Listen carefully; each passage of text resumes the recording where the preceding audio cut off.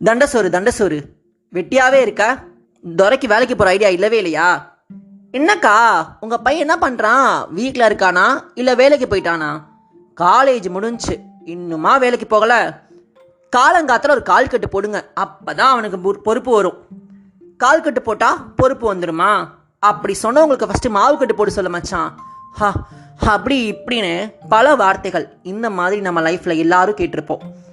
இப்போ கேட்கலனாலும் கண்டிப்பாக ஒரு நாளைக்கு கேட்போம். அதை கடந்து வருவோம். அதை ஃபேஸ் பண்ண வேண்டிய கட்டாயமும் வரலாம். அதுக்காக இதுக்கு பயந்து போய் பிடிக்காத வேலை, ஏதோ ஒரு வேலை கிடச்சா போதும் சாமி, அந்த வேலையிலேருந்து ஒரு நல்ல வருமானம் வருதா அதை வச்சு குடும்பத்தை ஓட்டிக்கலாம் அப்படின்ற ஒரு மைண்ட் செட்டுக்கு தள்ளப்படுறோம். அப்புறம் என்னாகும்? அந்த சம்பளத்தை வச்சு ஃபேமிலியை லீட் பண்ணால் வாங்கின கடனை அடைக்கலாம், சொசைட்டியில் ஓரளவுக்கு வாழலாம், மித்தவங்களும் நம்ம ரெஸ்பெக்ட் பண்ணுவாங்க. முக்கியமாக தண்டசோறுன்னு திட்டுவாங்க, தேவையே இல்லைல்ல அப்படின்னு சொல்லிட்டு யோசிப்போம். கொஞ்ச நாள் கழிச்சு அம்மா அப்பா சொல்லுவாங்க, தம்பி நல்ல வருமானம் வருது, ஒரு நல்ல பொண்ணா பார்த்து கல்யாணம் பண்ணிக்கோ, ஏன் லைஃப் நல்லா இருக்கும் அப்படின்னு சொல்லுவாங்க.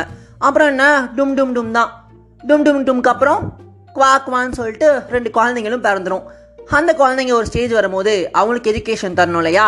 ஸோ என்ன யோசிப்போம்? ஒரு பெரிய கான்வென்ட் ஸ்கூல், நல்ல ஸ்கூலாக இருக்கணும், அது பெரிய ஸ்கூலாக இருக்கணும், எல்லாரும் மதிக்கணும், என் பிள்ளை இந்த ஸ்கூலில் படிக்குதுப்பா அப்படின்னு சொன்னால் எல்லாரும் ஆணு வாயை பழக்கணும் அப்படின்னு யோசிப்போம்.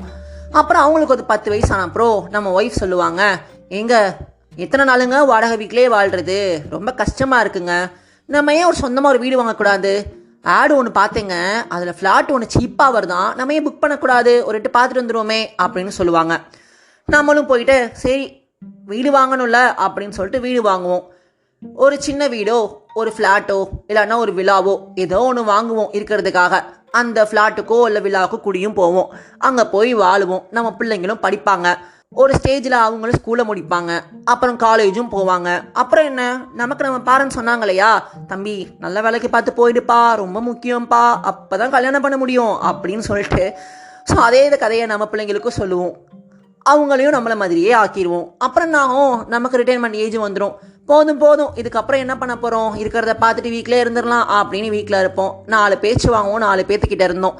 கடைசி என்னாகும், போதுப்பா இந்த வாழ்க்கையே வேணாம் அப்படின்னு சொல்லிட்டு tata bye to this world அப்படின்னு சொல்லிட்டு போயிடுவோம். ஸோ இதோட லைஃப் முடிஞ்சு போயிடுது. நார்மல் ஹியூமன்ஸோட லைஃப்ன்றது இவ்வளோதான். நம்ம இவ்வளோதான் யோசிக்கிறோம். பிகாஸ் இது நம்மளோட தப்பு கிடையாது, நம்மளோட சொசைட்டியோட தப்புன்னு கூட சொல்லலாம். சொசைட்டியில் இது ஒரு சோஷியல் கண்டிஷனிங்காகவே மாறிடுச்சு. இப்படி தான் ஒரு ஹியூமன் இருக்கணும், அவன் லைஃப் ஸ்டைல் இது தான். பறக்கிறானா, பிறந்ததுக்கு அப்புறம் ஸ்கூலுக்கு போகணும், ஸ்கூலுக்கு அப்புறம் காலேஜுக்கு அப்புறம் நல்ல வேலை, அப்புறம் ஒரு வீடு, அதுக்கப்புறம் ஒரு காரு, அப்புறம் பிள்ளை குட்டியோட கல்யாணம், அப்புறம் ஒரு ரிட்டைர்மெண்ட்டு, அப்புறம் என்ன டெத்து அப்படின்னு சொல்லிட்டு மொத்த லைஃபும் முடிஞ்சு போயிடுது. நம்மளை பாதி பேர் இந்த வாழ்க்கையை தான் வாழ்ந்துட்டு இருக்கோம். 100% இருந்துச்சுன்னா 90% ஆஃப் த பீப்புளோட மைண்ட் செட்டு இப்படி தான் இருக்குது. இதுதான் லைஃபு அப்படின்னு சொல்லிட்டு நமக்கு நாமே ஒரு லிமிடேஷன்ஸ் அண்ட் பவுண்டரிஸ் வச்சுக்கிறோம். அதுபடியே ஃபாலோவும் பண்ணுறோம், நம்ம பிள்ளைங்களை ஃபாலோ பண்ணவும் வைக்கிறோம். இது நம்மளோட தப்பு மட்டும் கிடையாது. ஏன்னா நம்ம பேரண்ட்ஸ் அதான் நமக்கு சொன்னாங்க, அவங்க பேரண்ட்ஸும் அதான் சொன்னாங்க, அவங்களோட பேரண்ட்ஸும் அதான் சொன்னாங்க. ஸோ அதை நம்ம பிள்ளைங்களுக்கு சொல்கிறோம், அதுதான் அவங்களோட பிள்ளைங்களுக்கு சொல்கிறாங்க. இப்படியே இது ஃபாலோ ஆகி போய்கிட்டே இருக்குது அப்படின்னு சொல்லலாம். பட் நிறையா பேர் லைஃப்பில் நம்ம படிக்கும் போது நிறைய கிரேட்டர் பர்சனாலிட்டிஸ் பார்த்துருப்போம், செலிபிரிட்டிஸ் பார்த்துருப்போம், அத்லெட்ஸ் பார்த்துருப்போம், ஸ்போர்ட் பர்சன் பார்த்துருப்போம், விவிஐபிஸ் பார்த்துருப்போம். பட் அவங்களோட லைஃப்லாம் இப்படி அவங்க பேரண்ட்ஸ் இதுதான் சொன்னாங்களா அப்படின்னு கேட்டால் மேக்ஸிமம் சொல்லியிருக்கலாம். பட் அவங்க லைஃப்பை அவங்க சேஞ்ச் பண்ணலையா? அதே மாதிரி நம்ம லைஃப்பை நம்மளே சேஞ்ச் பண்ண முடியும். என்னடா அவன் ரொம்ப நாள் கழிச்சு வந்தான், திடீர்னு லைஃப் பற்றி பேச ஆரம்பிச்சிட்டான், லைஃப்பை சேஞ்ச் பண்ண முடியும்னு சொல்கிறான், பைத்தியம் ஆயிட்டானோ, நட்டுக்கிட்டு கலண்டுருச்சோ அப்படின்னு சொல்லிட்டு நீங்கள் யோசிக்கிறீங்க அப்படின்னு தெரியுது. First of all sorry to all. ஏன்னா சில பல விஷயங்கள்னால என்னால் போட்காஸ்ட் எபிசோட் கண்டினியூஸாக போஸ்ட் பண்ண முடியாமல் போயிடுச்சு. ஸோ அதனால தான் 2 மாதத்துக்கு அப்புறம் நல்ல டாப்பிக்கோட வரலாமேன்னு சொல்லிட்டு அரச புரசலை தேடி ஒரு சூப்பர் டாப்பிக்கை கொண்டு வந்திருக்கேன் உங்களுக்காக. ஓகே காய்ஸ், நீங்கள் கேட்டுட்டு இருக்கிறது உங்களோட பில்லோ தாட்ஸ். பேசிகிட்டு இருக்கேன் நான் உங்கள் ஆர்ஜே ஆதித்யா. லைஃப்ன்றதே இப்படிதான்ற ஒரு சுச்சுவேஷனுக்கு நம்மளும் வந்துடுறோம். ஸோ இதுதான் சொல்லிட்டு முடிஞ்சும் போயிடுது. நிறைய கிரேட்டட் பர்சனாலிட்டிஸ் பார்த்துருப்பீங்க இல்லையா? அவங்க லைஃப் ஸ்டைல் எப்படி இருக்குது, வேர்ல்டு வைடாக பேசப்படுறாங்க, ஹிஸ்ட்ரியிலையும் வாழ்கிறாங்க. அவங்க இருக்கும் போது சரி, அவங்க போனதுக்கப்புறம் சரி, அவங்க நேம்ன்றது இருந்துகிட்டே இருக்குது எல்லாரோட மனசுலையும். நமக்கும் அந்த ஆசை இருக்காதா, நம்ம பேர் இப்படி இருக்கணும், நம்ம மட்டும் ஏன் வந்தோன்னு இருக்கோம், போனோம் அப்படின்னு சொல்லிட்டு இருக்கணும்? தேவையே கிடையாது இல்லையா? நம்ம லைஃப்பை நம்ம மாற்ற முடியும்ல அப்படின்னு சொல்லிட்டு யோசிக்கிறோம். பட் எப்படி மாற்றலாம் அப்படின்னு பார்த்தோன்னா அதுக்கு எல்லாமே ஒரே ஒரு பவர் தாங்க வேணும். அந்த பவர் இருந்தால் மட்டும் தான் அவங்க லைஃப்பை மாற்ற முடியும். அந்த பவர் நம்ம எல்லாத்துக்குள்ளேயும் இருக்குது. பட் அந்த பவரை ஃபர்ஸ்ட் ஆஃப் ஆல் நம்ம தேடி கண்டுபிடிக்கணும்.